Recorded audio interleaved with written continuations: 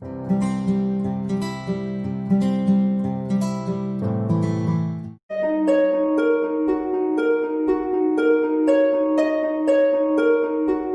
Vedas explain that the soul is covered by two kinds of bodies.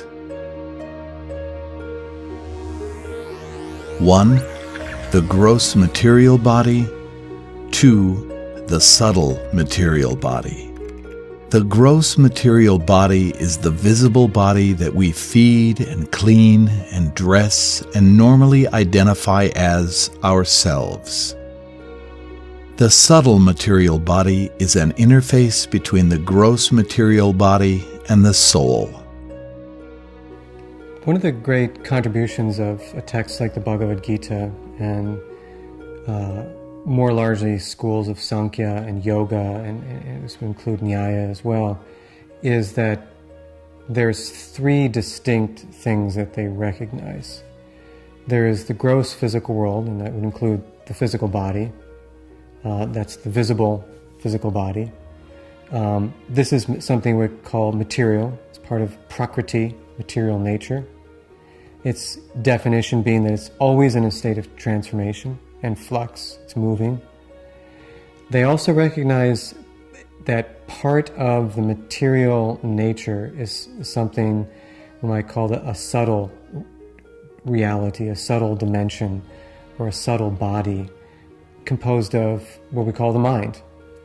And this mind has different components to it. And the third thing that they recognize, and I do believe this is not something that's widely discussed in Western philosophy and theology, and therefore not discussed in Western science, is that they recognize consciousness as entirely separate from that. So you've got a gross physical body, the visible body, you've got the more subjective component of the mind, and then you've got a third thing called consciousness, or the Atman, or the Purusha. And the first two are entirely material. They are not considered to be part of the soul or the self at all. The soul is completely separable from both the mind and the body. And it can exist independently of them. What exactly it is when it's independent of the body and mind is a big question, but it has that capacity at least. And this way of sort of looking at the world, I think it has great implications for the way that, say, Darwinian evolution is understood, or neuroscience is understood, and more largely psychology in general. It's a very interesting and powerful idea. The Vedas say that the subtle body has three parts. 1. The mind, a repository of past experiences. 2.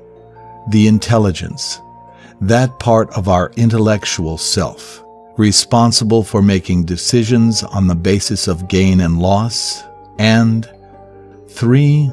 The false ego, which is our sense of being the body and not the soul. The subtle body, like the gross body, is material and temporary. The subtle body is the medium through which the soul interacts with the gross body and the world outside. The soul is conscious, whereas the subtle body, being material, is not. The subtle body is just another filter through which consciousness, the soul, interacts with the world. And that filter is quite refined. The subtle body, just like the gross body, has senses, subtle senses.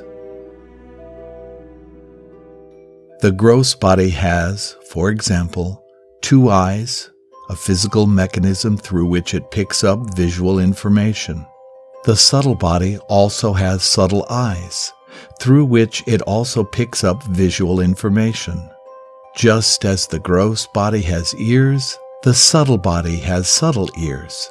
Just as the gross body has a nose, the subtle body has a subtle nose, and so on. To help us better understand the relationship between the gross body, the subtle body, and the soul, the Vedic library provides an intriguing metaphor found in the Katha Upanishad 1.3.3-4. The soul is the passenger in the chariot of the material body, and intelligence is the charioteer. The mind is the reins, and the senses are the horses. The self is thus the enjoyer or sufferer in the association of the mind and senses. So it is understood by great thinkers.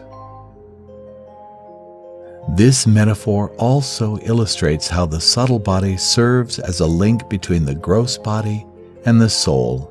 Just as the passenger on a chariot gets where he wants to go by telling the charioteer, who then controls the horses, the soul controls the body by directing the subtle body to take control of the senses.